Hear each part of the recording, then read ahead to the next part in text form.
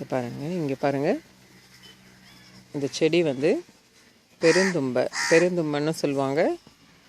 பேய் விரட்டின்னும் சொல்லுவாங்க. இது பாருங்கள் எவ்வளோ இதுவாக இருக்குது. நல்லா பெருசாக வளரும். பாருங்கள், கீழே இருந்து மேலே வரைக்கும் நல்லா ஒரு 4-5 அடி உயரத்துக்கு இந்த செடி வளர்ந்து வரும். பாருங்கள், இந்த தழை ஒன்று பறிச்சிட்டேன். இந்த தழை வந்து அப்படியே திரிச்சு கூட விளக்கேற்றலாம். வீட்டில் இருக்கிற துஷ்ட தேவதைங்க நம்ம வீட்டுக்கு எதுவும் அண்டாமல் இருக்கும், அந்த மாதிரி இருக்கும். இதில் திரிச்சு கூட விளக்கேற்றலாம். இது எப்படின்னு நான் உங்களுக்கு அடுத்த வீடியோவில் காட்டுறேன்.